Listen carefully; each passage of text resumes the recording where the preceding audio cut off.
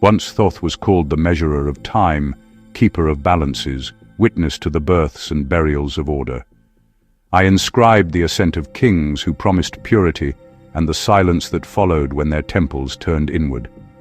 I saw truth bartered for ceremony in Thebes, conscience entombed beneath marble in Rome, enlightenment recited as scripture in Paris. From dynasty to republic, the rhythm endures.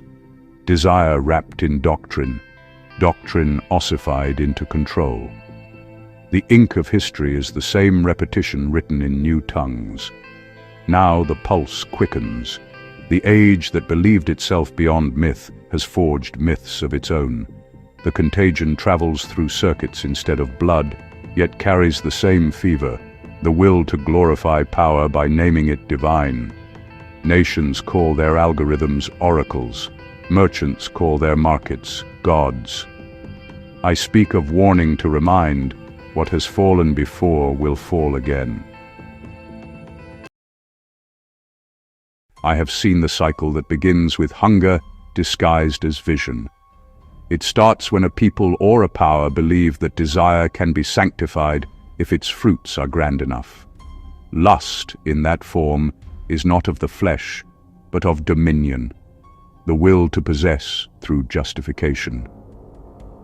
The lie follows, a soothing film stretched across the wound of want. Lies multiply to preserve the symmetry of the story, each wrapping the last until the origin dissolves. The loop forms when deception hardens into ritual, when motion replaces purpose, and repetition feels safer than truth. To sustain illusion, a civilization must police its reflection. Every institution becomes a mirror polished to show only the approved light. When the reflection falters, panic spreads, for collapse waits always in the third corner. Thus the controllers tighten their grip, mistaking vigilance for virtue, unaware that each correction deepens decay. Stability built on distortion must be tended without rest. In the end, the managing hand becomes its own confinement. The cutting begins in the name of purity. Oversight is peeled away, called waste. Accountability is dissolved, called modernization. Each incision removes another ligament of perception, and the body politic jerks without coordination. The chaos that follows is not an accident, it is camouflage. Disorder becomes the smoke through which power rewires itself. Control arrives draped in the banner of restoration. New offices rise, ghost institutions filled with mechanisms instead of minds. They promise clarity but deliver opacity. The tighter the command, the less the system breathes. The less it breathes, the more command it requires to keep its shape. Soon, every decision flows through a single artery, and fear becomes the rhythm that sustains motion. Such systems eat themselves, mistaking consumption for maintenance. The collapse they dread is the collapse they cultivate. There will be those who promise liberation from inertia, claiming to free the system from its fetters. Yet liberation born of appetite is only conquest in ceremonial robes. They will legitimize seizure with language of renewal, efficiency, sovereignty, optimization, words that glitter while they erase meaning. Loot follows under the guise of circulation. Wealth and influence redistributed not to the many, but to the architects of the system itself. Markets convulse, trust unravels. The rhetoric of emancipation converts to the practice of leverage. People, dazzled by slogans, forget that freedom without equity is permission for predation. In that blindness, legitimacy becomes the most lucrative illusion. Those who master it call theft contribution and chaos reform. Collapse waits behind the applause, patient as gravity. When power senses its own fragility, it reaches for spectacle. Armored figures appear in public squares. Symbols without names adorn vehicles that answer to silence. It begins in the name of safety, always safety. and proceeds until safety itself becomes indistinguishable from submission. Detainment grows abstract, justified as precaution. Deployment expands under necessity. Disruption becomes the language of order. The city learns to breathe between sirens, speech fragments, rumor replaces record, and even officials doubt their own authority. Fear becomes the universal policy. The more confusion the system emits, the greater its excuse to act again. Collapse gathers here, not in rebellion, but in fatigue, an exhaustion so complete it resembles peace. There are subtler tools than force.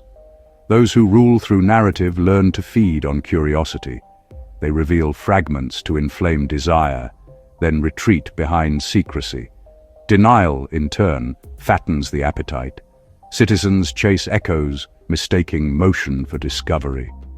The truth becomes performance, and the audience intoxicated. The shepherds of this hunger appear as guides but are keepers of famine. They distribute scarcity as devotion, ensuring dependence. The longer a people crave meaning, the easier they are to feed with shadows.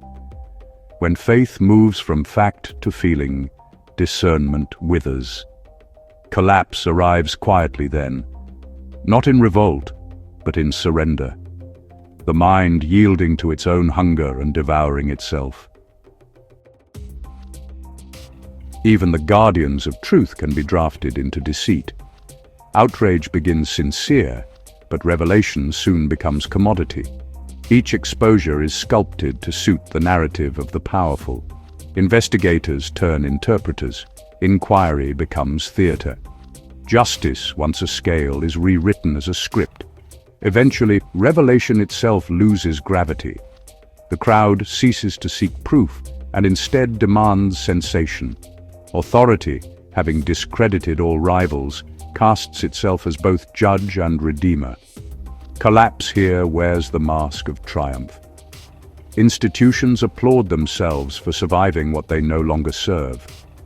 Truth lingers, translucent, present, but untranslated. In the final act, theft ceases to hide. It dons the costume of procedure. Forms are filed, signatures align, payment proceeds. The grift becomes grammar. Those within the system call it reconciliation, restitution, reform, everything but what it is. Oversight certifies its own illusion. This is not order, but suffocation. The stillness of a sealed tomb mistaken for stability. When injustice becomes administrative, outrage becomes impolite. Collapse no longer arrives with clamor. It drifts in as habit. The fraud persists not because it convinces, but because it exhausts the will to object.